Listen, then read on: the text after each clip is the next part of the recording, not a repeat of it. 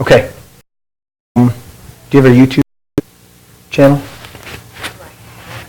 On your phone. I just want to make sure we're good.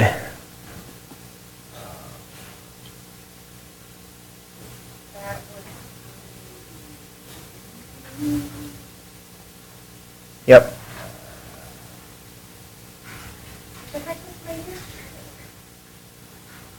Just want to monitor a little bit. Check, check, check. Okay. Last week. Don't worry about it. Why am I clicking, Mona? Is that me or you?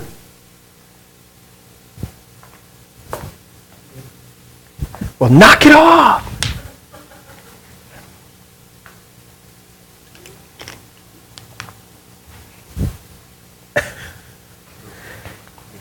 It's me. It's got to be me. It can't be you. No. Oh, I see your live stream. So, should I be seeing a live stream right now? Yes. Okay, well, how do I get to that? You click on it. This says 2 hours ago. No, there should be a live stream right now. Sure. No, that's not what I meant. Fellowship TV.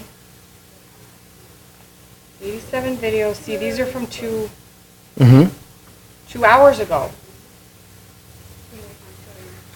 That? Oh no, that's up. That says upload.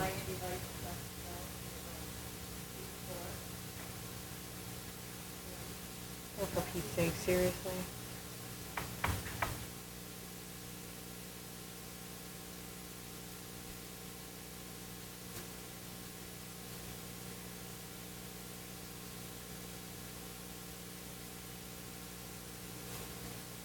Number 4. Number 4. It's thinking about it way That is it. Let's see. View. Tools.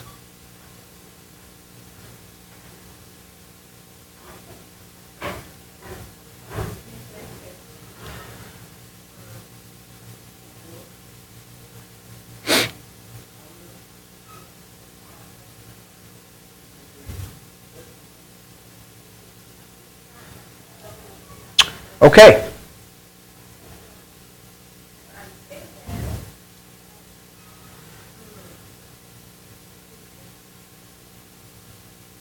Well, it looks like it's supposed to be going to YouTube, but I can't seem to connect to it. That's fine. It's still thinking about it. What do you think? What do you think? Light them up. Give me a couple. Just so I'm.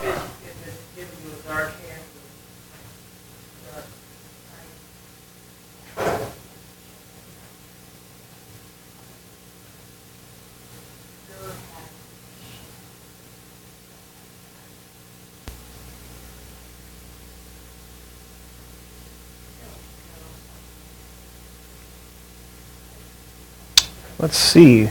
I think we're as soon as it comes through and it starts echoing. 48. Is everybody ready to share? Everybody ready to share from last week? Certainly. Pastor Ken says certainly. Yeah, no problem. Don't sweat it. It's all good. Yeah. Oh, hold on a second. Let me do this. Make sure I'm up. All right, then. Let's go ahead and... Who's ready first? Talking about meditation? Talking about meditation from last week. Meditation from last week. How did your meditation go from last week's meditation? Use your microphone because the world wants to hear Ken's testimony. The YouTube world? The YouTube world. Well, I'm still fine-tuning my dialogue with the Lord. Okay. And as I'm meditating, I'm realizing that He likes normal conversation. not any, at least for me, he doesn't want, Flowery? yeah, I guess flowery is one way to say it, or Too, he just wants stoic? normal, yeah, not, doesn't want you to be too proper yeah, when you're coming into the throne? not too, like, biblical speak or Jesus. stuff like that. Verily I say unto you, So, and he just likes it regular. right? And thankfully, he likes it real. That's probably another good way to say it. He likes Yeah. it real. And he likes the root. Okay? And which forces me to, because I'm realizing that if I want to hear the Lord on something, I gotta be willing to really dig to try to figure out what is the thing that I really need to talk to him about. Okay. When I dig and get to that root thing, he's ready to go. He's ready to go. Yep. So he don't want no fluff and You don't want no fluff. and circumstance. Yep. he's just like, Ken, let's talk. For real. Yep. For real, for real. That's it. Very So good. I got to fine tune my dialogue with the Lord now. Through your through meditation. Excellent. Excellent. Very good. Okay. Next. Pastor Mona. I'm not putting you on camera. I mean, this is a leadership class, so I mean, I should put you on camera, make you come up front. No camera, please. No photo ops at this time. No photo ops at this Oh, time. we love your hat. She's like, I I came, know. I didn't come glamorous. I did not. No glam. No I'm glam. tired. That's good. I'm here. Yeah. Amen. Just to, Pastor Ken actually hit on a lot of what mine was about, exactly, almost to the same, to the point that where God wants me to get straight to the point. It's not an all-day thing, because the more sincere I am with him, the more direct with the question or the thought of it, I'm realizing that I'm able to enter more into his presence really fast, Right. and for him to answer. And so was really, it just tripped out about it is, for the meditation, it really hit me yesterday. And the reason why it hit me yesterday was there's an issue that I've been going through all week. Okay. Really, all week. And it started irritating me. And everybody knows, it's like, you don't get irritated. And so why is this thing irritating you so bad? And to the point I was like, you know, when you say I'm so irritated, I'm irritated to my soul. Like, this is really irritating me. Right. And it's something that I don't usually do. And with the person that I know that I've never done it before, but it's getting worse. And so I was actually in the car yesterday, and we were getting ready to go home. This was at the first service. And I'm sitting there, and I'm like, Lord, I really need an answer on this, because I'm thinking about this now constantly over and over. And so at that time, God says, well, we need to sit down, and we need to dialogue together so that you can understand what it is, this process that you're going through. Because I literally sat there yesterday in the hallway and said, why am I being tested on this? This is taking me so out of my character. You know what I'm saying? And so I'm like, okay, you're taking me out of my character for a reason. What is the lesson that I need to be learning in this? So I'm at the beginning stages of that, learning how to sit down with God, because I said, okay, Lord, I surrender. I really need to know what this is all about. Right. Please tell me, because I don't want to step outside of my character, but I do want to learn what this is, that is, you know, piercing me, like, Right. so that it's just like, oh, I want to tear my hair out. So I think that the meditation part of it is coming in, because it's soothing. It makes you more, it makes me, because I don't know how other people go into their meditation and what experiences they get out of that with God, but the meditation calms me, and it makes me aware of paying attention to what God is really saying to me. Absolutely. And, tuning out everything else around me. So, yeah, it's just, I'm getting it. That's good. Well, and that's a big thing about meditation, is it, no matter where we're talking about it, obviously we're talking about it with the Lord, and in that aspect, we're speaking about a real form of meditation. But meditation across the board, whether it's with the Lord or it's, we can call it pagan or New Age or any of that stuff, or Buddhist or whatever, it has that calming effect, because one of the central elements of it is that you're calming yourself and you're putting yourself in a relaxed position. And so how much more effective is it when we're connecting with the one true God and letting the Lord speak to us? Mom?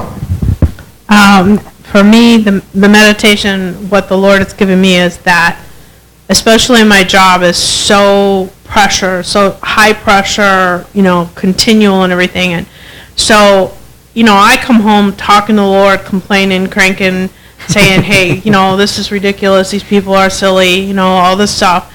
And the Lord basically took me to task and said, you need to meditate on my joy. Right.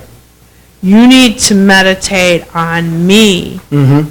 You need to give that up, because what happens is the surroundings, for me, this was for me, the surroundings are affecting my peace and my joy and my walk with the Lord, because instead of saying, Lord, I just thank you for everything, and I mean, Jeremy fixed a bunch of stuff in my house, and when I moved in the house, and I'm blessing him, every time I walk by this stuff, I'm going, bless that man, so I had that joy, what I mean? I had that coming out of me, I'm like, wow, this is really great. It could be real simple stuff. Right. But, oh my gosh, this is a blessing. I think sometimes what the Lord was trying to say is, we just focus so much. I had a lady in today. I had two ladies, two different examples. One lady came in and she just started, I said hi to her, and she just started getting into my case because the internet didn't work for her. And she didn't get her renewal slip, and she went on and on and on, and I looked at her and I said hi to you. And I ended up waiting on her, and she never stopped. She never stopped being upset and angry, right. And there was nothing I could do. I couldn't even explain why the internet didn't work, but she was early in getting her stuff, and you know what? You owe me $141 and go away. An hour later, a lady came up, and she was getting this car in her name, and she ended up crying at my station. She just lost her mom. Her mom signed the car over to her on the 19th. Today is the 29th. You can imagine how fresh this is, And I ended up holding hands with her and just telling her to feel free in front of me to express that emotion. Absolutely. I understand where she's coming from. My mom's gone, So I really think that, what we meditate, this is what the Lord is showing me, what we meditate on is so vital. Absolutely. For our peace and our joy. For me, I don't want to be the cranky, and I can spin over into the cranky real fast. Right. And so I have to just okay, Lord, I need your help. Yeah. And just to tip it all off, I had a nightmare about my work. And I told the girls at work, and they go, stop, because we've been just swamped. Right. And they go, stop that. And I'm like, exactly. It comes out. The Bible says what you put in is what you're going to come out. Mm-hmm.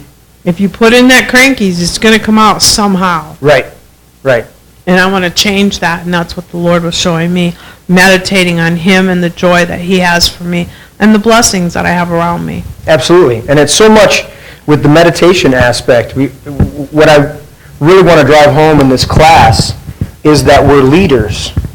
And if you don't learn the mechanism for yourself, personally, how to get your mind right, then you're never going to be able to do it when you need to do it in front of people. You're leading people, and if you can't compartmentalize and get in the right meditation. Say, you know what, that was my day, and I understand it was a rough day, but I need to now focus and get back to a place where I'm at peace. And you're trying to do it throughout your day, but stuff's coming at you. But when you get out of it, you got to go, all right, I got to get back to my place of peace and relax, and I got to get back, Lord, into that and just get my meditation right. You're trying it throughout the day. But again, this is, to be an effective leader, I've got to be able to feed myself spiritually. I've got to be able to put myself in the right place, in my heart and mind where I'm focused at any given moment, ready in season and out of season to give a reason for the hope that I have. And so it's that much more important to keep our meditation in the right place. Was there anybody else? I know that Monica and Missy didn't get a chance to be here last week, so I'll leave it with them. Okay, so we're right on time. Let's get started. Lesson 3. Flip your papers. Flip your papers. Yes. And this is continuing along with this first 3 lessons are all dealing with being quick to listen. And next we're going to deal with being slow to speak and slow to become angry. But go ahead, Pastor Ken, with our foundation verse on this. My dear brothers, take note of this. Everyone should be quick to listen, slow to speak, and slow to become angry. For man's anger does not bring about the righteous life that God desires. So this section 1, we're talking about testing the spirits, and this is so very important as a leader, especially we're talking about being spirit-led. This is not just test. I've been around a lot of environments where they talk about testing the spirits, and they're really not. They're testing attitudes. They don't have a clue what spirits are actually going around. Because you can have the wrong attitude but be in the right spirit. And some people don't get that. They don't realize that. Well, I can come across the wrong way because I'm not discerning you, but I've got the right I've got the right heart for what I'm talking about. I just need to adjust the way I'm approaching you. So some people say, well, you got a wrong spirit. No, they don't have a wrong spirit. They just got the wrong approach or the wrong attitude right now. That's okay. Now, I talk about attitude. I'm not going to teach it on this part, but I'll just give you a little glimpse. I talk about attitude from an aeronautical standpoint. And the attitude is, from airplanes, is the way that a plane is positioned in the air. And what most people don't realize is that most airplanes are never traveling perfectly straight forward. Okay? They're usually twisted just a little bit because of the air, because they're going through the air. And so they use the term attitude in aeronautics to describe the direction in which the plane is going, not necessarily the way it's pointing, because it could be off-center just a little bit, but it's still going in the right direction. So what's its attitude? So we can come at things going in the right direction, but have our attitude off because we're being buffeted by the winds. We're being, tweaked and twisted just a little bit. And so that's some areas that get confused with testing the spirits. Go ahead with this one in 1 John, Pastor Ken. Dear friends, do not believe every spirit, but test the spirits to see whether they are from God, because many false prophets have gone out into the world. Okay, so I want to, before I dig into the fullness of this, something that's coming up in my spirit right now that I want to explain is a lot of people, they read that verse and they think they should be suspicious of everybody. And that's not the heart of God. It's not that you should be suspicious. You should be open and receptive to everybody, but at the same time testing the atmosphere. You've got to be, when it says be wise as serpents and harmless as doves, right? Well, a serpent, if we're being wise as a serpent continues to move forward in the grass, but it's flicking its tongue out, and it's tasting the air. It's literally tasting the air and testing the air, okay? But it's still moving forward where it wants to go. It just might adjust a little bit if it smells something it don't think is good, or it might smell something it wants to go after. We're supposed to be wise as serpents and harmless as doves. So in this first, the true gift of God is not hearing someone's spirit, but rather discerning if or how we should respond to what we hear. The true gift of God is not hearing people. Now, I'm going to explain this a little bit, and then we'll read the scripture verse. But everybody is a broadcaster. Every single person is broadcasting. And let me explain it this way. In the garden, Adam and Eve were clothed in the glory of God. And it's when they partook of the fruit, okay, that their eyes were opened and they realized they were naked. Well, they were naked the whole time. But it says they felt no shame. And there's an example in the garden there, and then there's also an example in Ezekiel where it talks about Ezekiel saw a man, and from his loins upward and from his loins downward he was clothed in fire. And what I want you to understand is your spirit is not confined to your flesh body. In fact, your spirit is so far outside of your flesh body. So when we talk about discerning spirits, you can walk into a room and pick up on attitudes, pick up on what someone's thinking, what's going on. I love being in the spirit because I'll pick up on things and I'll say something to somebody about, I was just thinking that. And I go, yes, you were. Because that's, but the key to this is not picking up, not hearing someone's spirit, but rather discerning if or how we should respond to what you hear. So let me say it this way. The spiritual gift is not hearing somebody's spirit, but it's still a discipline. You still need to be disciplined in hearing the people around you because you don't want to get caught up in what you're hearing. I've been in atmospheres where I picked up things and then it began to affect me instead of me affecting it. Okay? So you can pick up on people's spirits and know what they're broadcasting, what they're transmitting out of their spirit, but at the same time, you want to know by the Spirit of God. That's the true spiritual gifting. I want to know by the Spirit of God, what should I do with what I'm hearing? Because I'm picking stuff up. Your radio station, your radio in your car has the ability to pick up every station across that broad band. On FM from 88 point whatever, all the way up to 108 point whatever. Okay? You can pick up any station. It's what you're tuning into and what you're listening for. So go ahead with that, with John. Now while he was in Jerusalem at the Passover feast, many people saw the miraculous signs he was doing and believed in his name. But Jesus would not entrust himself to them, for he knew all men. He did not need man's testimony about man, for he knew what was in a man. Now, the word entrust there, you can see it in the text. The word entrust there is the same Greek word translated believe in 1 John 1:4. So note this, that you cannot believe every spirit, but test the spirits and keep it all to yourself. So realize when he said he would not entrust himself, he's saying he would not believe. He would not, that's the same idea. Belief and trust are, look at it this way. Faith is, I'm convinced of the truth. Belief is, I think it to be true. So I think it to be true, and then I step out, I'm convinced that it's true. Either way, it's a trust factor, okay? So here Jesus is saying, or the text is saying, John's writing this biography, and he says, Jesus wouldn't entrust himself to them or believe what they were doing because he knew what was in them. So he's saying he's testing them, and he knows the limitations of the people he's talking to. As leaders, we've got to know the limitations of the people we're talking to. So when we're talking about test the spirits and don't believe every spirit, sometimes somebody says, yeah, I'm doing fine. No, you're not. But let's go with that right now because you couldn't handle me telling you what I know by the spirit you're dealing with, but I can still pray for you.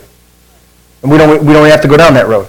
So as a leader, we've got to realize this is an aspect, a huge aspect, because you're going to pick up on things, you're going to feel things in the atmosphere, and you've got to know how to discern it. When I'm teaching up here, and I sense what's picking up what somebody's transmitting, and I go down that, what we call them a rabbit trail. I'll go down that rabbit trail for a while, and I know I'm ministering. But there's times when I realize when I'm teaching, there's a lot of things I'm picking up. There's a lot of things that come to my mind, that come up in my spirit as I'm teaching. I don't act on every one of them. I don't move down that road on every one of them. And that's what we're talking about, is that we're discerning, we're testing the spirits. I'm testing to see whether, when you go out on the ice, you always test the ice before you take a full step. And so that's what we're talking about, is we're really testing. It's not that I'm not going to go on the ice. I want to know if that spot is safe for me to step on or if it can't handle it.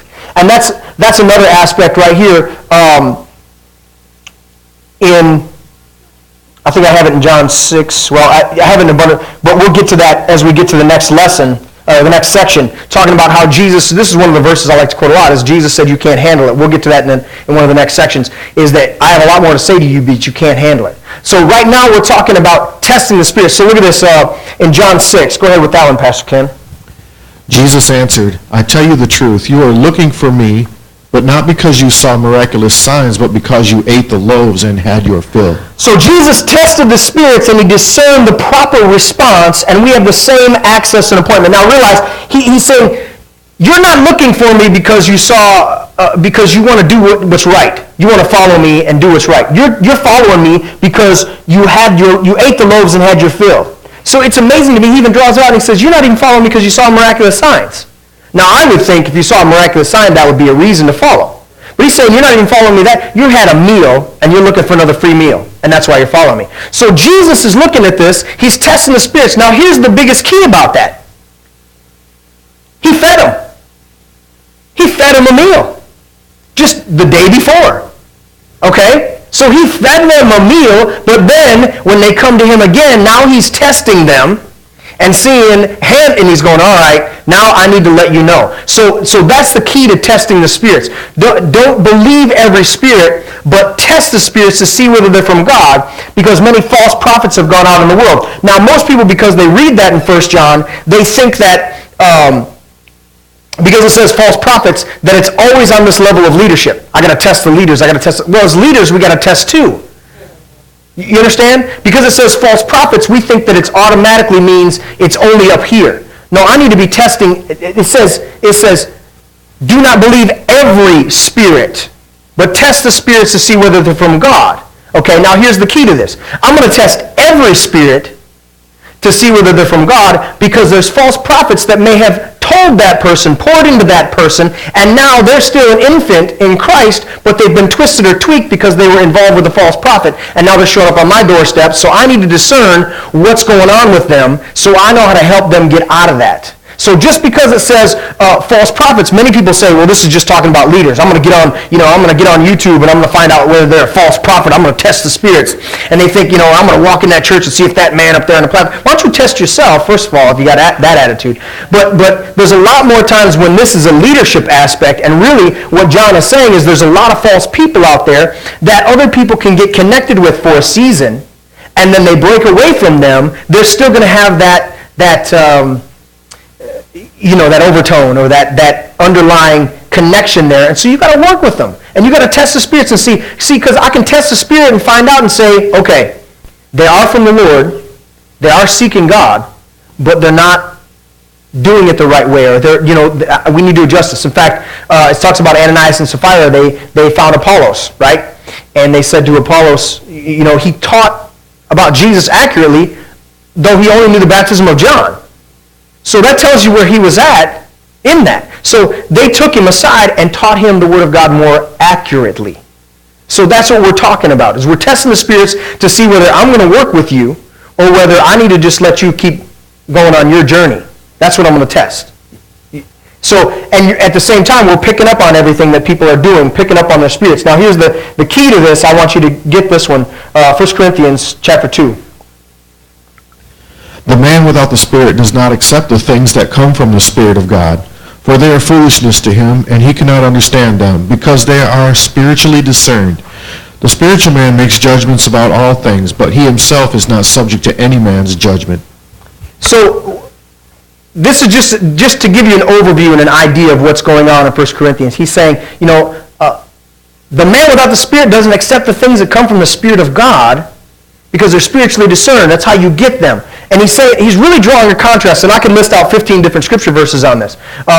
In Galatians chapter 5, it talks about how that the Spirit, is in conflict with the flesh and the flesh with the Spirit. So, and then Paul talked about it in Romans as well, really in 6, 7, and 8, chapter 6, 7, and 8, when he talks about how they're at war with each other. They're in conflict with each other. And even in 7, he says, the things I want to do, I don't do, and the things I don't want to do, I do. And then he gets in chapter 8 and talks about how, he says, so I can be a slave to the Spirit. If I do what the Spirit desires, then life is being produced to me. If I do what the flesh desires, death is being produced to me. So he's drawing the contrast. And I want you to see that when you're testing the spirits, sometimes somebody's right. Meaning that they're on the right path, they're on the right track, okay? But they're in their flesh right now. Go ahead. I think the Lord's bringing something to my remembrance.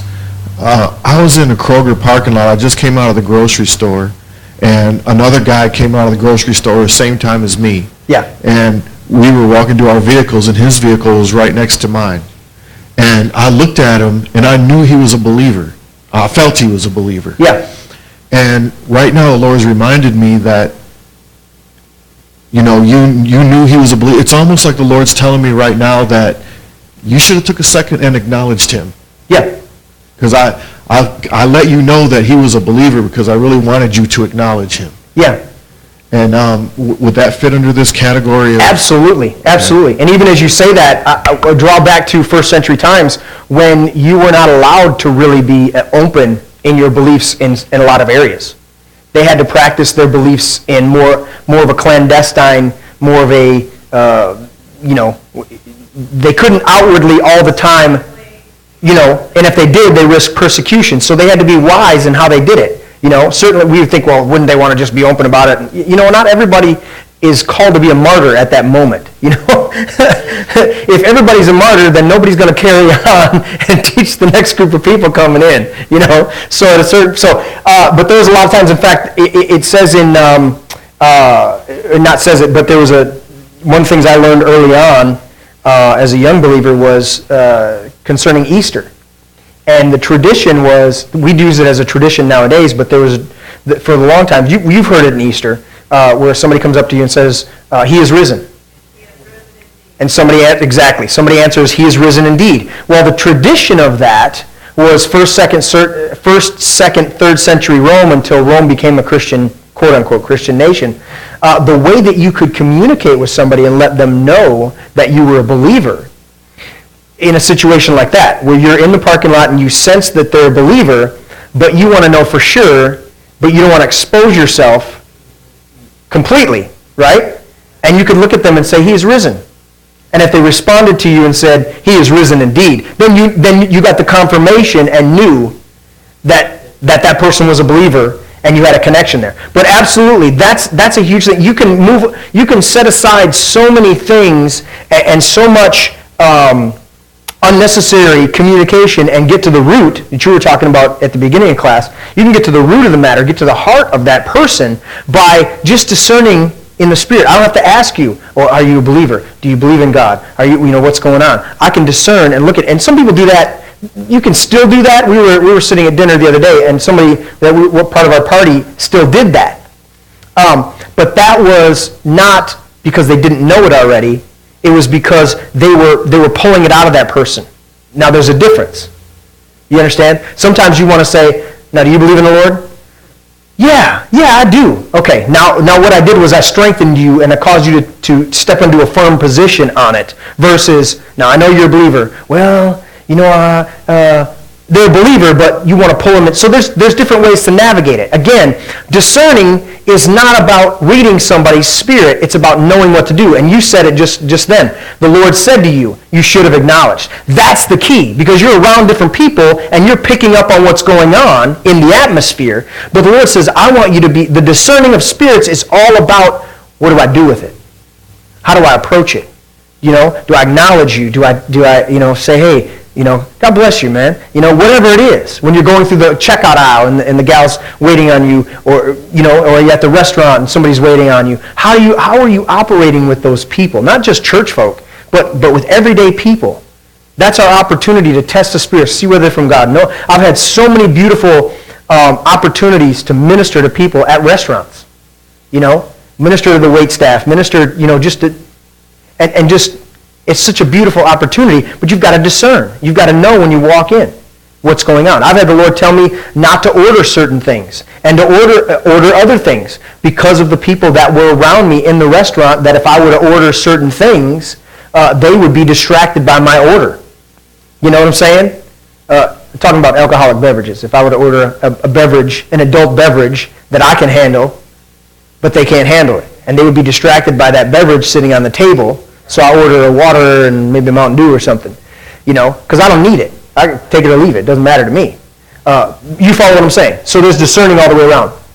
So the last part here, we must discern or judge by the Spirit in all situations, whether, if, or how to respond. We must discern and judge in all situations, whether we should, if we should, and how we should respond. Go ahead, Pastor Ken. Who is like a wise man, and who knows the interpretation of a thing? And a wise man's heart discerns both time and judgment, because for every matter there is a time and judgment. So we have to look at it from that standpoint. Now, the reason we teach this, we teach lesson 1, we talk about listening. You put yourself in a position to listen. Then we talk about the meditation of the mind. What am I meditating on? How am I doing this meditation? What am I thinking about? Now we're getting into this place where we're beginning to, because we've disciplined ourselves to be in a place of listening, and we discipline ourselves to be in the right meditation, now I can open myself up to hearing what's going on around me. And as a leader, that's so vital. And then we're looking at, okay, now that I've opened up and I'm hearing around me, now what's the time? What's the right timing and the right opportunity in this? I got to judge that. I've got to look at that. In fact, that's what it says. If we were to continue here, or if we looked at it back up at 1 Corinthians chapter 2, it says in verse 15, the spiritual man makes judgments about all things, but he himself is not subject to any man's judgment. That's the judgment we're talking about. We're not talking about judging people, okay? Because the reality is even the prophetic gifting, right? From 1 Corinthians, it says that Paul wrote that it is for edification, encouragement, and comfort. Now, I have the NIV version that I carry with me, but also the New King James. One of the things the NIV does that really bothers me is in chapter 14 of 1 Corinthians, they added that when somebody comes in and everybody's prophesying, that the secrets of his heart will be laid bare, and it will be revealed that he is a sinner. Right? They put that phrase in there, and that's not in there. It's not in the Greek. You look it up, and it's not in the Greek that he is a sinner. Because that's not the focus of the Lord. In fact, Paul writes about it is it Galatians or Ephesians? But you'll know the quote. He says, if while we seek to be justified in Christ, it becomes obvious that we ourselves are sinners, does this mean that Christ promotes sin? Absolutely not. So he's saying, yes, you're going to realize how jacked up you were when, listen, you're going to realize, sometimes you hear a little noise, right? You take the vehicle to the shop. For what? So they can tell you what's really going on. Then you get the itemized estimate handed back to you, and you go, wow, I didn't realize there was all this stuff. Now, if you're going to a good one, and we're talking about going to a good one, that you know. So they give you back a list, and they're not inflating it, and they say, check out all this stuff, and you're like, wow, I didn't realize all that stuff was going on. All I was hearing was a noise. See? So we end up in the arms of Christ because we know we need to be better. There's a higher purpose for us, right? And then while we're in his arms, we realize, wow, Lord, I had some stuff I really needed to deal with. He's like, yeah, but that's okay. That wasn't my focus. My focus was getting you into purpose. But if while getting into your purpose, it becomes obvious you weren't in purpose, I wasn't beating you up on that. So again, when it talks about judgment here, a lot of people go, yeah, a spiritual man makes judgments about all things. Well, I could tell he wasn't right, man. I could tell you, listen, man, you weren't right, you know? Listen, the spiritual man makes judgments, meaning he's discerning. Look at that word judgment. It means to discern or to divide, to look at it, to really assess it. Okay? So there's times the spiritual man comes in and he just feels a room. He's checking out what's going on in the room. And he's like, okay, Lord, how do I do this? What do I speak to people? What do I say to people? Sometimes he tells you to be quiet and just observe. Sometimes he tells you to speak up. But that's the key to leadership here. Again, we'll read chapter 6. That's part of your homework. I don't know if there's is there one in there that stands out, Ken, that you want to read? I want you to pick out the different verses in your homework, but if there's one in chapter 6 there, no? Okay. Let's go on to section 2, because this continues to get good. Section 2, discerning the spirits. So first we're testing the spirits, now we're discerning the spirits. First you got to test them, and then discern them. And I'll explain the difference. Go ahead with this, with 1 Corinthians. Let a man so consider us, as servants of Christ and stewards of the mysteries of God. Moreover, it is required in stewards that one be found faithful. So we're discerning secrets. Testing the spirits, discerning secrets. Testing the spirits, discerning the secrets. One thing that I teach all the time, and I explain all the time, even when I'm not teaching strictly in the prophetic, is that I teach my prophets that are part of Heartland Fellowship Training Center, is that 80 to 90% of what you get prophetically is not for public consumption. And I say that over and over and over and over again, because the reality is there are so many things that God shows you and reveals to you that are secret, and they're meant to stay secret. And that's what this section is all about, is discerning the secrets. What is a secret? I'm picking up on the atmosphere. I'm testing the spirits. But how much of this stuff is for me to just keep my mouth shut on? And how much of this stuff is for me to bring to light? And you'll find this with young prophets. They have insight, and they know they're checking this out, and they're seeing what's going on. Okay? They're checking all this stuff out. And they're giving... You can tell a young prophet because they're revealing stuff that isn't too detrimental, but they shouldn't really be revealing it. You understand what I'm saying? They're talking, and they're like, well, I see you're dealing with, and you're like, man, you could have took me aside and said that. Not that it's devastating, right? Because a seasoned prophet isn't going to expose you like that, even if it's a light thing. They know that's a secret thing. I'm amazed at how the Lord allows me to articulate things to people. In fact, there was just one the other day, yesterday, and I was able to say something to somebody and articulate something to somebody, and it brought it to their attention, but there was this whole other area that was revealed in that word that wasn't focused on. It's like the Lord's telling me to tell you to do this, this, and this. And they're like, okay, all right. And in doing that, he opened up this whole other, but I didn't have to touch it. I didn't have to deal with it because I dealt with this positive side. It's the same with Nathaniel, with the story of Nathaniel, and I love that one so much. But Jesus was dealing with his disciples, and he's calling them, and Philip finds his brother Nathaniel underneath the fig tree, and he says to him, he says, we found the Messiah, Jesus of Nazareth. And he goes, and Philip says, Nazareth, can anything good come from there? Right? And he says that, and then Jesus shows up, and he goes, here's a true Israelite in whom there's no guile, there's no falsehood. And he goes, how do you know me, Lord? He goes, I saw you under the tree when Philip called you. And he goes, oh, you saw me down in Nazareth and acting like I was better than Nazareth. Can anything good come from there? But you didn't bring it out like that. You came up and put a positive on me first and said, here's a true Israelite who speaks his mind. And then by doing that, you also revealed. So if while we seek to be justified in Christ, it becomes obvious that we're sinners, does that mean Christ promotes sin? No, he's not promoting the error, but it's going to become obvious. If you buy a map, it generally means you're not sure where you're going. If I punch something, there's times when we punch it in the GPS before we start the trip, and there's other times where we're halfway through the trip and we just go, you know what, just put it in the GPS. Just punch it in there.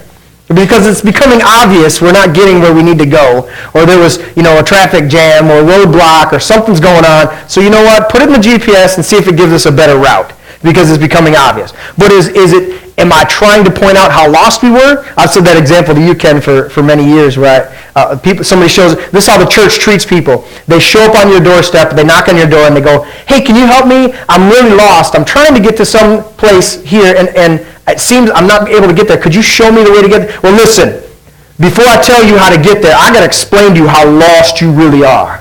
I got to explain to you. And that's the tact of the church. We got to explain to them how much of a sinner you really are. Why don't you just give me directions? It's going to be obvious. Listen, if you shine the light on the carpet while you're vacuuming, you're going to see more dust. You're going to see more dirt than you saw before. That's going to be obvious. But what's my purpose? Well, the purpose is just to vacuum the carpet. Okay? We know there's something needs to be cleaned. It doesn't matter how much needs to be cleaned at a particular moment. Just clean the carpet. So we get caught up in those things so much. So again, we're talking about the secrets. I have to start digging in this. So Paul's writing here, he says, so let a man consider us as servants of Christ and stewards of the mystery. A steward of the mystery. It's my responsibility. It's what God has entrusted me with.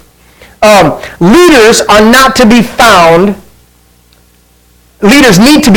faithful with the secret things or mysteries of God. Did you look up the Matthew 25, Pastor Ken? Yeah, let's go ahead with that. For the kingdom of heaven is like a man traveling to a far country, who called his own servants and delivered his goods to them. And to one he gave 5 talents, to another 2, and to another 1, to each according to his own ability, and immediately he went on a journey. Then he who had received the 5 talents went and traded with them and made another 5 talents. And likewise he who had received 2 gained 2 more also. But he who had received 1 went and dug in the ground and hid his Lord's money. After a long time the Lord of those servants came and settled accounts with them. So he who had received 5 talents came and brought 5 other talents, saying, Lord, you delivered to me 5 talents. Look, I have gained 5 more talents besides them. His Lord said to him, well done, good and faithful servant. You were faithful over a few things. I will make you ruler over many things. Enter into the joy of your Lord. He also, who had received 2 talents, came and said, Lord, you delivered to me 2 talents. Look, I have gained 2 more talents besides them. His Lord said to him, "Well done, good and faithful servant. You have been faithful over a few things. I will make you ruler over many things. Enter into the joy of your Lord." Then he who had received the 1 talent came and said, "Lord, I knew you to be a hard man, reaping where you have not sown, and gathering where you have not scattered seed. And I was afraid, and went and hid your talent in the ground. Look, there you have what is yours." But his Lord answered and said to him, "You wicked and lazy servant, you knew that I reap where I have not sown, and gather where I have not scattered seed. So you ought to have deposited my money with the bankers, and at my coming I would have received back my own with interest. Therefore take the talent from him, and give it to him who has 10 talents. For to everyone who has, more will be given, and he will have abundance. But from him who does not have, even what he has will be taken away. And cast the unprofitable servant into the outer darkness. There will be weeping and gnashing of teeth. When the Son of Man comes in his glory, and all the holy angels with him, then he will sit on the throne of his glory. All the nations will be gathered before him, and he will separate them one from another, as a shepherd divides his sheep from the goats. And he will set the sheep on his right hand, but the goats on the left. Then the king will say to those on his right hand, "Come, you blessed of my Father, inherit the kingdom prepared for you from the foundation of the world. For I was hungry, and you gave me food. I was thirsty, and you gave me drink. I was a stranger, and you took me in.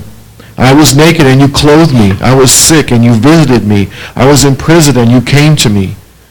Then the righteous will answer him, saying, "Lord, when did we see you hungry and feed you, or thirsty and give you a drink? When did we see you a stranger and take you in, or naked and clothe you? Or when did we see you sick or in prison and come to you?" And the king will answer and say to them, "Assuredly I say to you, inasmuch as you did it to one of these least of these my brethren, you did it to me." So again, they didn't discern at the time who they were dealing with. The ones who had been given the talents didn't discern. The two above, right? They realized, I got to do something with this. The one below said, I'm just going to hide this. And he's the one that even says, "I knew you were a hard man, harvesting." And he's like, if you know that I'm a hard man, why do you do something with it? You know? And then he finalizes it with where we ended up, where he says, when did we see you do this, Lord? So he's dealing with different groups of people that have, you really only have the two up top that had any discernment, or at least any sense of responsibility to go and do something with the talents. But you get to this rest, and there's this whole group of people, and he says, "You guys did a great job." And they're like, "When? When did we do a great job?" He's like, "When you did this and this and this." And they're like, "When did we do that?" He's like, "Are you kidding me?" So again, we're talking about the secret things of God. We want to be more effective and more aware. We want to be a generation of leaders that is doing it with excellence, not just getting by. So we want to discern the secrets. What are the secrets? Because if we're found faithful with the secrets or mysteries of God, then we can be given more. We're going to get into that. Go ahead with 1 Corinthians. I love chapter 2 if you haven't noticed, but chapter 2 is in here a lot today. "We do, however, speak a message of wisdom among the mature, but not the wisdom of this age or of the rulers of this age, who are coming to nothing. No, we speak of God's secret wisdom, a wisdom that has been hidden, and that God destined for our glory before time began." Things are hidden for a reason. Now, I got to drive this home. There are some people that are in positions of leadership that don't have a clue. They just don't have a clue. And again, this is spirit-led leadership. There's not just leadership. This is spirit-led leadership. We're talking, and one of the things I keep saying, either in this class or in other places where I have opportunity, leadership is not something I need to teach you. The nuances of leadership, how to work with people, how to do that. Now, some people will say, well, that's technically leadership skills. Yeah, but I've seen people that are leaders, that people are following them, and they haven't developed any of their skills. So they're still leaders. I don't need to teach you to be a leader, because you're going to be a leader. The gifts and callings of God are without repentance. But if you don't work at it, And if you don't hone those skills, you're going to be an ineffective leader. You're still going to be a leader, but you're going to be an ineffective leader. You're going to be a marginalized leader. You're not going to be the leader you're supposed to be because you haven't worked on it. And one of the biggest things to work on is what things are meant to keep secret, what things are meant to stay hidden for a reason. It is to the glory of God to conceal a matter. It's to search out the matters to the glory of kings. So God hides things on purpose so that we search those things out. And that's important as leaders because people need to know whether I can be trusted when they come and sit in my office and share their heart with me. Can I keep that to myself? In fact, I've had to be very tactful when I am talking about somebody in a discussion we had privately, and I share the truth of that experience, that interaction, without revealing and hurting the confidence, without revealing the confidence. You understand that? So there's times when you just got to be wise in all this situation because people, we're supposed to have a wisdom. We're asking for wisdom. So we receive it. We have a wisdom that people need to hear, but they want to know if it's a safe environment. So it's to the glory of God to conceal matters, to the glory of kings to search it out. And if it is hidden, then realize that most of what we search out is not for immediate or direct public consumption. It's hidden for a reason. We're not like the treasure seekers, okay? So as soon as, in fact, I'll say it this way, the Lord's reminding me. There are a lot of treasure seekers nowadays. Now, years past, you went and got the treasure, okay? But, yeah, okay. Either way, when you search out a treasure, most of the time you don't announce it with trumpets and fanfare. By the time you see it on National Geographic or it shows up in it's already been found, it's already been documented, it's already been preserved, it's already been claimed. There are so many laws about claiming things, okay? You find the people that find the shipwrecks throughout the Caribbean and stuff like that. Well, maritime law is in effect. So they'll find the wreckage and the gold in it, but they've got to do it in a right way, or they could not have any claim to it if they've done it wrong, if they haven't done it properly. They've got to report it, they've got to tell the governments where it's at, and then the government has to discern, what's up with that wreckage and how much, what's going to happen. And a lot of times they'll find a wreckage and there's a whole bunch of gold there, and they'll get half of it because the country of origin has a claim on it, that if it's ever found. And so there's a lot of times. So you've got to understand that when things are hidden and there's a secret about it, there are still rules of operation. You just don't listen, if I tell you that this is a revelation that I've got over the last 20 years, then I'm not going to throw it at you and put it on you in one day. If the Lord has given me something over 20 years of exploration, then why would I be so foolish as to dump it on you in one day? First of all, you probably haven't matured into handling the fullness of that revelation, because I know it took me 20 years, okay? Second of all, I'm depriving you of the joy of searching it out. What I need to do is inspire you to go on your own journey of discovery. I need to encourage you to say, you know what, if you go in that cave, you're going to find something awesome. Well, how do you know? Because I went in this cave over here and found something awesome. That's what we're talking about. So, go ahead with Matthew 13 here. The disciples came to him and asked, "Why do you speak to the people in parables?" He replied, "The knowledge of the secrets of the kingdom of heaven has been given to you, but not to them. However, whoever has will be given more, and he will have an abundance. Whoever does not have, even what he has will be taken from him. This is why I speak to them in parables. Though seeing, they do not see. Though hearing, they do not hear or understand." So they began to understand and see, wait a minute, this dude keeps talking to these people in such a way that they're not fully getting it. But we're getting it. In fact, there's times that they can't, we know through the Gospels where they took him aside and they're like, "Jesus, explain this to us."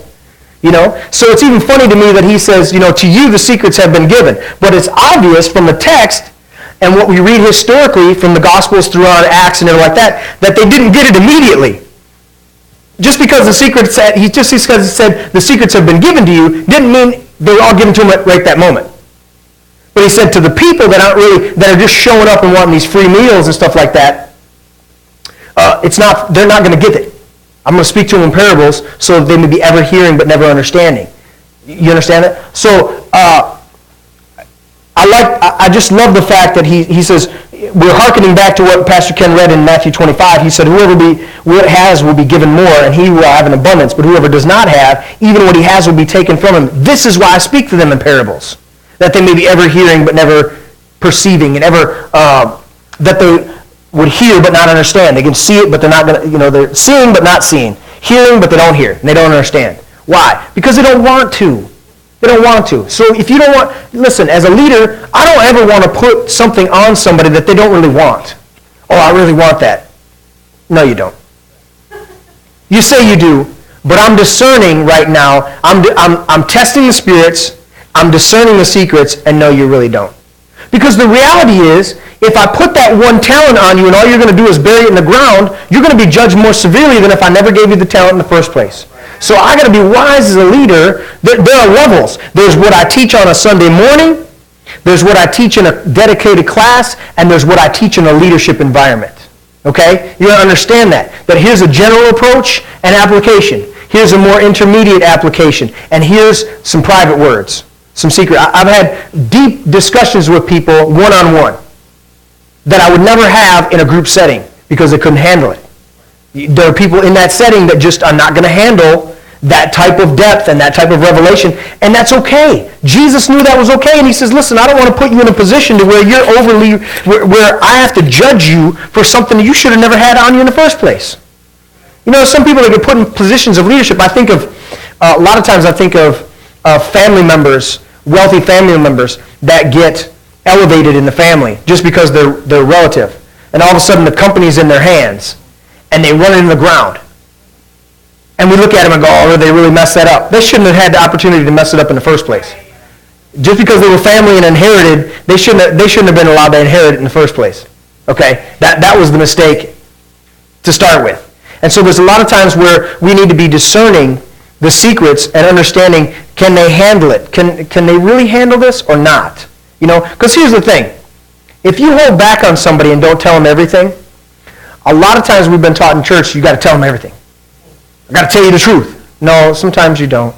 No, sometimes you need to love me in truth, but not always just tell me your opinion and delight in that. So there's times when we hold back and we think, wow, man, did I miss it? Did I miss the opportunity? Well, think about it this way. The Lord knew you were going to hold back, so you're covered there. There's grace and mercy. And if the Lord really wants you to share it, he can definitely open up another opportunity and another door where you can share it.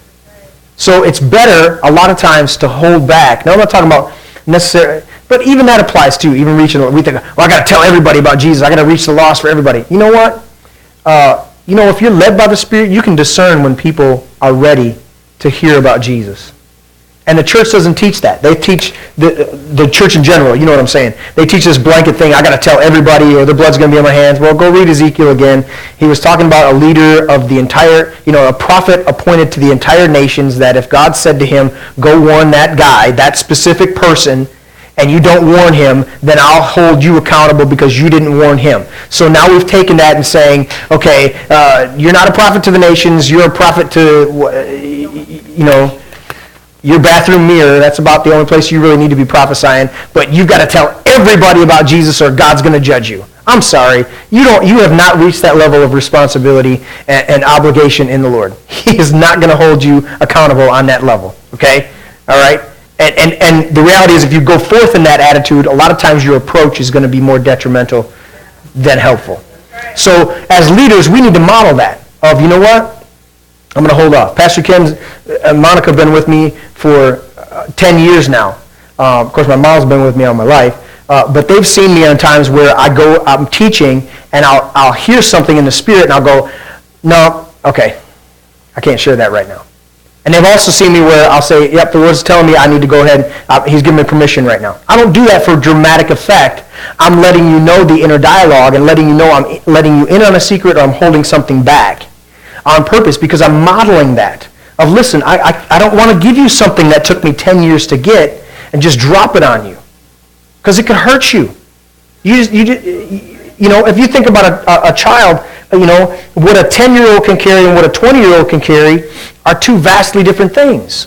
Now, both of them may be excited and willing and want to help out, but one can't handle it and the other one can. And so you've got to discern the secrets and what you're supposed to be sharing. It's only through faithfulness and maturity that we receive more. This is the whole crux of this discerning secrets. It's only through maturity and faithfulness that we receive more. Do you want to receive more? Do you want to receive the deeper things of God and hear the Lord on levels that are just... Listen, Paul said he was caught up to the third heaven and he heard things where he's talking about, he said, I know a certain man. So, okay. He said, but he heard inexpressible things that man is not permitted to tell. Now, I always marvel at that. I marvel at what Paul was saying there, and I marvel at what John was experiencing when he was writing, going through the Revelation. And I think there were things where John was about to write, and the angel said, don't do it. You stop right there. Don't do it. Hold that back. And I'm thinking, Lord, why would you tell them something, show them something, and then not allow them to talk about it? And he goes, I like secrets too. I like to be in your confidence and you in mine. I like to have things that's just between us. That's not for anybody else. And I go, really? He's like, you got things that you and your wife talk about, do, that's for nobody else's observation or inclusion whatsoever. He said, that's what makes the relationship even more special, because it's just between you. I said, well, that makes sense.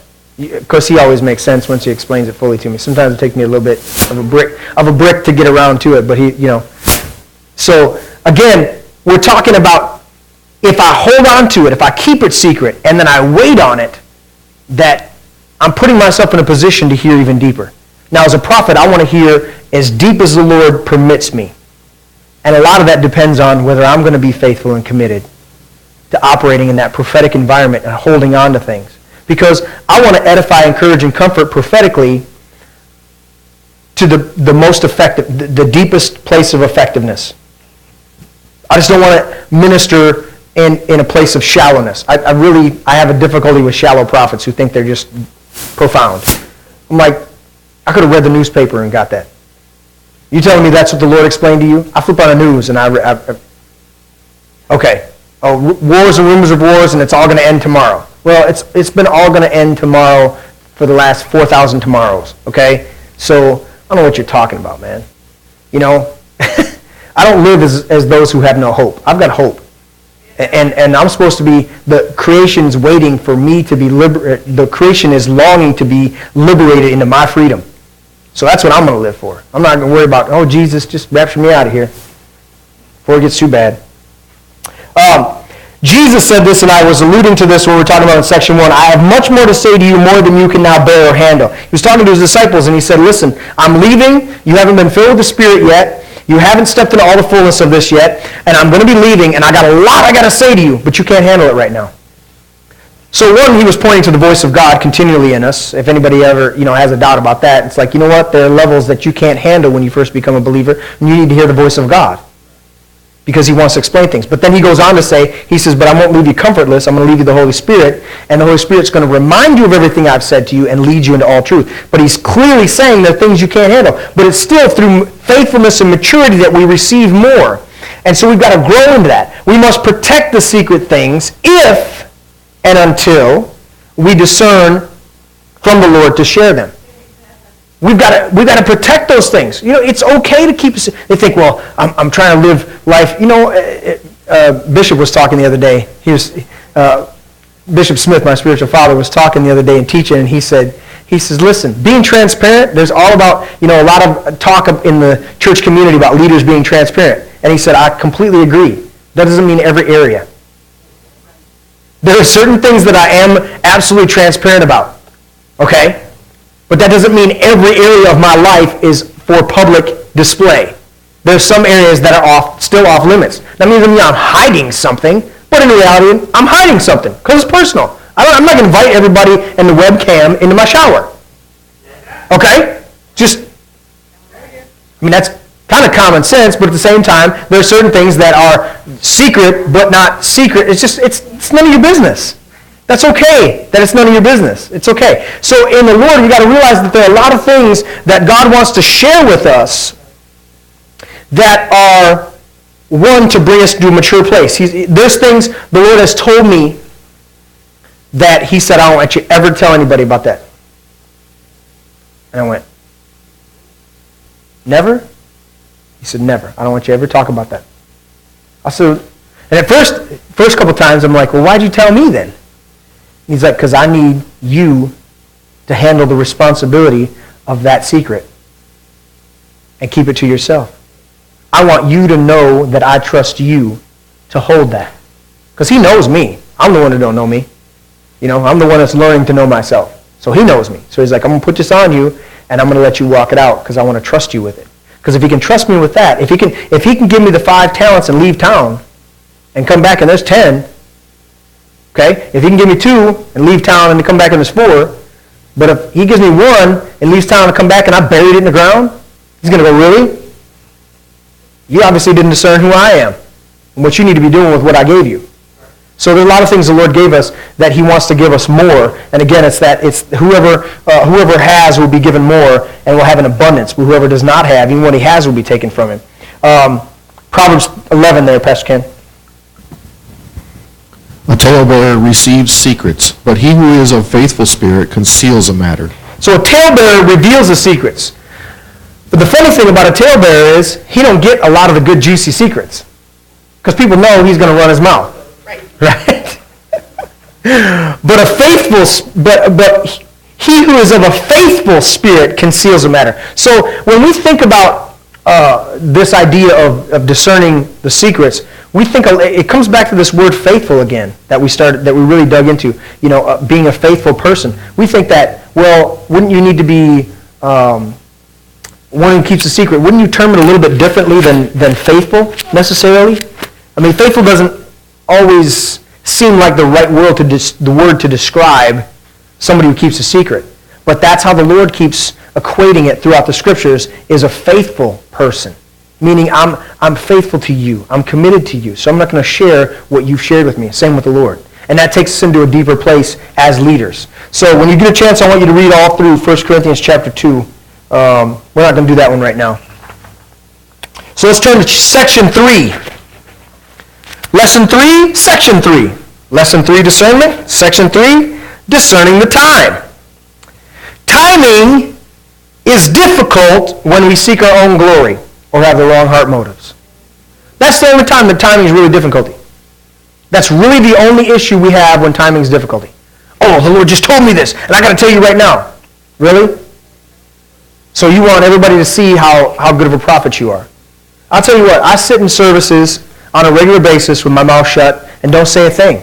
And the Lord's pointing out that person and this person and that person and showing me this and showing me that. And there's times in the past where I've really questioned the Lord and I said, Lord, why do you show me all this stuff? He goes, you're going to pray for him, aren't you? Well, of course I am. He said, then that's why I showed you that stuff. You know?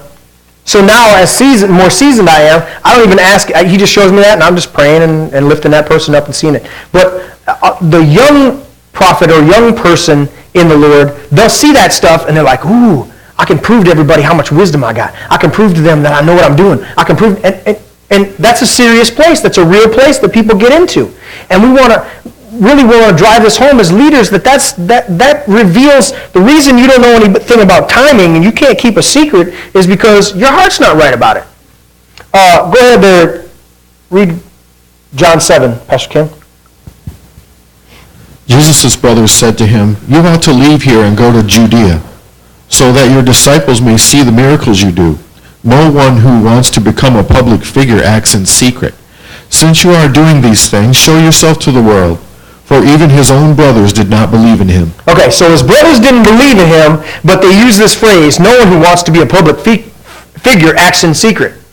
If you go through the Gospels, and I'll challenge you guys to do this when you get a chance, go through the Gospels again, and just note the amount of times that Jesus grabbed somebody and took them aside.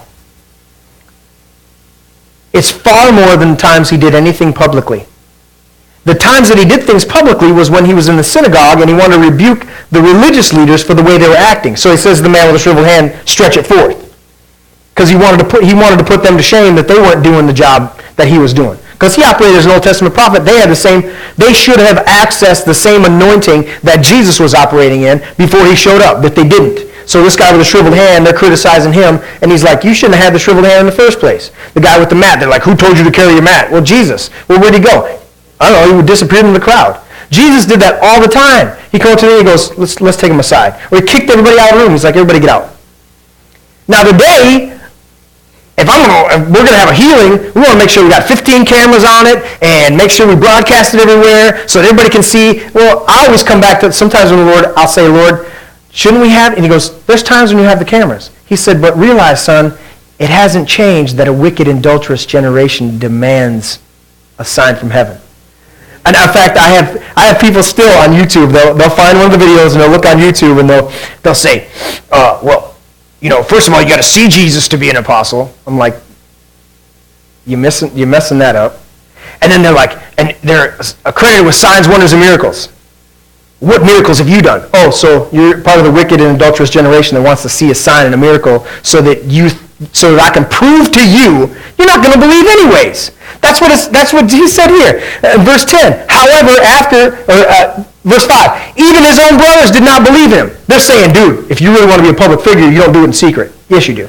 Because that's where real leadership happens. He said, but second of all, they didn't believe in him anyways. So why would I take your advice? Why would I take your advice if you don't believe? Listen, if you really want to do this right, you should do this.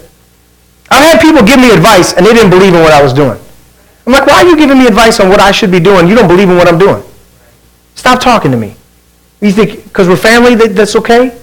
You think, or we're friends, or whatever? Well, you know, you should really do such and such. Why? Well, I mean, because, you know, you're a public figure, you want to be able to, I'm like, stop talking. Now I got to discern in those moments to say, thank you, I appreciate that. I love you. And up here I can speak in generalities because I'm not calling anybody else out and name eyes. See, there's secrets too, you know. I'm not letting them, well, you know, it was so-and-so that said that to me. And I told them, you got to keep those secrets. So again, it's the wrong heart motives. That's what the difficulty with timing. So we get out of step with the Spirit when we try to prove our own spirituality. That's when we get out of step, trying to prove. And as leaders, we can never, I don't want to prove my leadership. Leadership just happens. It's amazing to me when I go into places how much the gift makes a way for the giver. Certainly places of spirituality, church environments, but also in natural environments. I walk in and people are just like, what's that dude got to say? And I'm like, how do you know the dude's got something to say? You know? They're like, I know you do. What do you got to say? And I'm like, really? Okay. I've become accustomed to it, but I still look at it and go, this is amazing, Lord. You know? Because I'm not seeking it. I'm just walking in and I'm going to sit there in a pew and do this. And they go, who are you? Walk into places where they never met me and they're like, man, thank you. I just like, all I did was speak a couple words, you know? The other day we were at the church and the pastor there, he was like, man, the apostolics all over you. I'm like, I prophesied to a couple people along with everybody else that was prophesying, you know? I mean, I was part of the flow because I was connected with the guest minister and I was there and they opened the floor for me to speak. But he was, man, the anointing. And I'm like, okay. And I realized, it just reaffirms, it's like, that's the gifting and calling. The gifts will make the door. So I don't have to prove my spirituality. Go ahead with that, John 7. Therefore Jesus told them, the right time for me has not yet come. For you, any time is right. The Lord cannot hate you, the world cannot hate you, but it hates me because I testify that what it does is evil. You go to the feast. I am not yet going up to this feast, because for me the right time is not yet come. Having said this, he stayed in Galilee. However, after his brothers had left for the feast, he went also, not publicly, but in secret. I often think about Jesus going, I ain't going up to that feast, boys. Go ahead. Did they leave yet? Okay, let's go. I often think, I'm like, did you literally wait till they were out of eyesight before you left? You know, what were you doing? He's like, I didn't want to go with all the fanfare. He's like, listen, son, if they celebrate you coming in, they might crucify you next week later. He said, so I knew that about people. So I'm going to be wise about how I do things. So they're like, listen, you know, he says, the right time for me is not yet come. And I'm thinking, This is a key to leadership. He said, the right time for me hasn't yet come. For you, any time's right. Because you don't really believe it. But I'm doing something that's causing problems, that's causing issues. Now, Jesus is operating in love, and he's ruffling the feathers of religious leaders. You realize that non-religious people that came to him, he received them, he brought restoration, he healed them, but it was the religious people he was constantly confronting. So when it talks about when he says that I testify of what it does is evil, he wasn't testifying necessarily of the world as we call it today. He was testifying of the religious leaders of that system. Both secular and religious. He was going after them. But if you read through the Gospels, you can see that Jesus was open and receptive to all the people that were coming to him. Okay? Now, he did rebuke them after they came for a free meal, but it was the religious leaders that he was constantly in contention with. So you realize the world he's talking about is really the leaders of the world. And a lot of times we say, well, yeah, people don't like me because I reveal what's evil. The average person coming up to you on the street should not have, they should just feel love and acceptance from you, because that's because God so loved the world he gave his only son. So it's religious leaders that are going to have contention. If you're putting everybody off, man, you ain't discerning nothing. You're not receiving. So again, I love this part that Jesus said, the right time for me has not yet come. But in verse 9, having said this, he stayed in Galilee. However, after his brothers left for the feast, he went up also, not publicly, but in secret. So the reality is, he says the right time for me has not come. But 10 minutes after you leave, that'll be the right time. So the reason I'm pointing this out heavy is, timing is, there's a discernment in the timing. We have to be wise and discern the timing, that my timing may not be, case in point, somebody gets a prophetic word. Okay? Can you wait 5 minutes for the man or woman of God that's currently ministering, for them to finish what they're doing and then stop and then give you the floor? Or do you have to step up and go, I need to share this word right now. I got to share this word right now. I got it's just on me right now. I got to share it right. Stop. That's the only word you're going to share. That you're going to share that word, and because of your immaturity, you're either going to go in a desert and get maturity, or you're going to be that guy the rest of your life that has a profound word, and it's not profound. It's something I could have. It's amazing to me, the people that I walk in and go, I could have got that, taken them to dinner. What you call profound, and the Lord revealed this big thing to you, I could have, got them a coffee and got that. I could have shook their hand and, you follow what I'm saying? Is that people, they want to be so deep, and I'm like, real deep people don't talk about how deep they are. They just don't. So Jesus had nothing to prove. The Spirit, in wisdom and maturity, was guiding him, and he discerned the right timing. Ecclesiastes here, he has made everything beautiful in its time. He has also set eternity in the hearts of men, yet they cannot fathom what God has done from beginning to end. Everything beautiful in its time.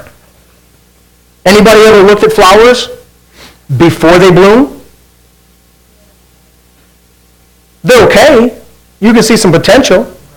But it's only after they bloom that they're beautiful. So there's a timing to the flowers. In fact, they'll ask you at the flower shop when you're purchasing flowers, when are they going to be delivered? That's not just so that they can have an accurate delivery date.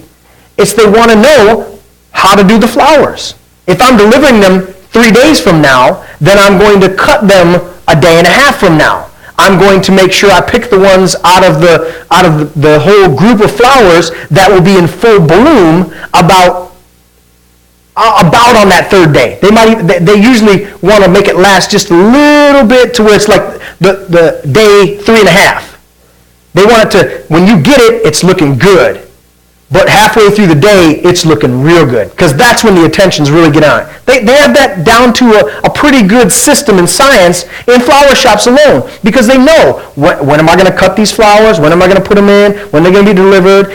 They have all that, right? Everything's beautiful in its time. So we got to discern the time, because it can be beautiful, but I messed up the timing. So I didn't allow it to develop. I didn't allow it to grow. I didn't allow it to come forth the way it was supposed to come forth. I jumped the gun.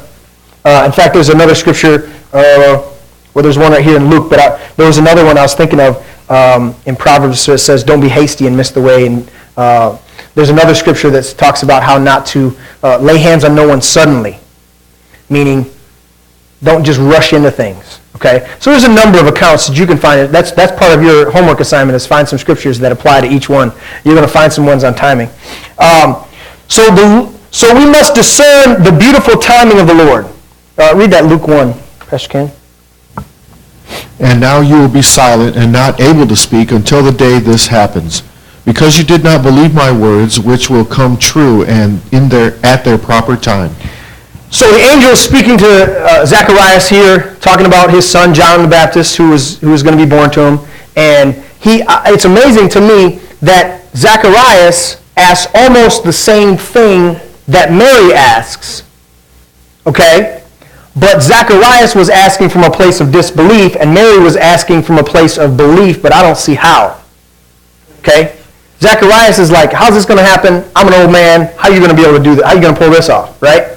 He's like, that's unbelief. The angel knew that's unbelief. Whereas Mary's like, I'm a virgin? How are you going to do that? She didn't get rebuked for it. She wasn't told to stay silent. She was told, well, the Holy Spirit's going to overshadow you, and the power of the Most High is going to come upon you. She's like, okay, all right, I guess that's how you're going to do it. That's cool. So there's two different ways, but either way, the angel said, this is the plan. You're going to have your mouth shut until this happens.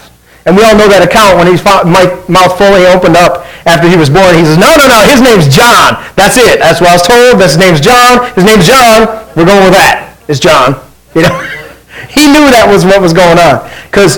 But he was allowed. I look at that and I go, Lord, there are times when you shut our mouth to keep us from messing up what you're going to accomplish. You let us know beforehand because he reveals it to us, right? So that we can know what's going on, but then he shuts our mouth so that we don't mess it up. That's another example. I want to be in a place where God doesn't have to shut me up, but I know how to shut up myself.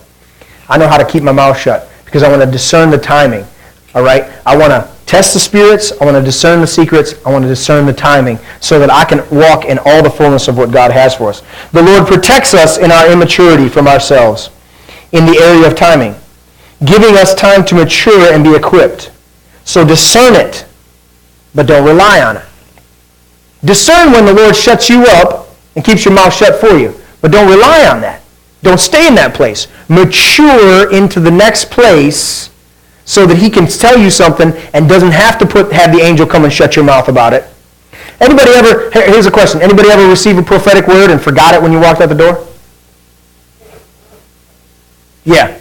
So the Lord prophesied to you, and before you got out the door, you forgot it, and you're like, what was that word? Oh, that was such a good word. Why didn't I get that recorded? Why didn't I have that? And I've had so many times I go, Lord, why do you do that to people? Because I encourage people to record stuff, right? I'm like, you want me to record it? And sometimes he doesn't tell me to say anything to anybody to record it. And I'm like, Lord, that was a good word. Why didn't you? He goes, I wanted them to hear it and forget it. I'm like, why? He's like, first of all, it's a deposit in their spirit. I'm like, okay, it's a deposit in the spirit. I get that. He said, so I'll bring it back to the remembrance at some point. I will do that. But if they dwelled on it right now, they would get out of step with my timing, and it wouldn't be beautiful like it's supposed to. They would get ahead of me because they're pursuing it. But I needed to let them know that was coming so it would pique their interest, so they could start getting excited about it. But then I withdrew the details after this. It's like, take a look at the blueprint. Did you get a good look? Okay. Now we're going to build something. Well, can I look at the blueprint? You'll get to see it later. He does that, and he protects us. But we need to discern that. But we don't want to live there. We want to learn that, okay, Lord, there's times nowadays, I record every prophetic word that I get. But I didn't always record every prophetic word years ago. And I go, now I'm in the mode where I record every prophetic word. Why? Because I've been disciplined enough to know that there's still a timing in every prophetic word. And that it may not happen, and just because I proclaim it, and that's okay, but it doesn't mean I'm going to get ahead or get out of step. It means I'm going to still go, he told me this, he told me it's going to happen, but that's okay. In fact, one of the first words Bishop Smith gave me when we really started to get connected was, it could happen by the end of summer, but it will happen eventually. And that's the way that I described it from that point on. I'm like, it could happen before the end of summer, but it will happen eventually. And I'm like, that's the way to do it. is, you know what, Lord? You even said it to me so that when I shared it with everybody else to encourage them, that I shared it in such a way that we didn't have a set date that this is going to happen. There's a lot of things where the Lord gave me set dates and it didn't happen. And I go, Lord, why do you give me set dates? And he's like, if I told you it was going to happen next year, and it didn't happen for 5 years, but I told you it's going to happen in 5 years, would you get excited like you did if you think it's going to happen in a year, as if it was going to happen in 5 years? I said, well, no. He said, okay. So my word will not return to me void, but it'll accomplish the purpose for what I sent it forth. And he's like, and realize, son, with me, a day is like 1,000 years and 1,000 years like a day. So if I tell you next year and it don't happen next year, you could have messed it up or I could have been messing you up. And I'm like, you do that, don't you? He's like, yeah, I do. You got to keep you on your toes. I'm like, well, he goes, your job is to trust me that ultimately I'll fulfill my purpose in your life. Not to figure out every bit of detail and not to know everything that's going on. And I go, Lord, that almost don't seem right. And he's like, if you could handle everything that is coming at you, if you could handle understanding every detail, I wouldn't do that. But you can't handle every detail. To the brothers, to Jesus' brothers, who didn't even believe in him, they could have interpreted it as Jesus was not even going to show up to this feast. But Jesus didn't say that. He said, for you, any time's right. For me, it's not right time. But 10 minutes after you leave, it'll be the right time. And I go, wow. So this is really, so again, it comes back to, I just need to just keep trusting you and know that you have it figured out even when I don't. Because if I try to dissect this and figure this out, so again, when he gives us secrets, we need to discern it. Discern those secrets. Because sometimes he's protecting us from ourselves, and other times he wants us to protect it. Go ahead with John 16, verse 12 there, Pastor Ken. I still have many things to say to you, but you cannot bear them now. Go ahead with the next two. However, when he, the Spirit of truth, has come, he will guide you into all truth, for he will not speak on his own authority, but whatever he hears, he will speak, and he will tell you things to come. He will glorify me, for he will take of what is mine and declare it to you. All things that the Father has are mine. Therefore, I said that he will take of mine and declare it to you. A little while, and you will not see me, and again a little while, and you will see me, because I go to the Father. Then some of his disciples said among themselves, what is this that he says to us? A little while, and you will not see me, and again a little while, and you will see me, and because I go to the Father? They said, therefore, what is this that he says? A little while? We do not know what he's saying. Now Jesus knew that they desired to ask him, and he said to them, are you inquiring among yourselves about what I said? A little while, and you will not see me, and again a little while, and you will see me? Most assuredly I say to you that you will weep and lament, but the world will rejoice, and you will be sorrowful. But your sorrow will be turned into joy. That's good. That's good.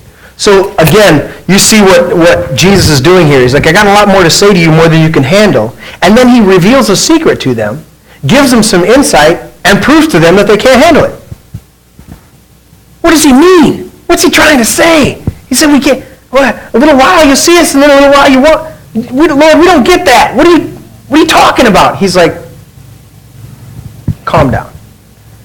When it all plays out, you'll get it. And until then, just trust me. And so that's what the Lord wants us to do as leaders, is just, we're testing the spirits, we're discerning the secrets, and we're discerning the timing. Because he wants us to be the most effective that we can be. And there are things that we can't handle at different times. And he knows that.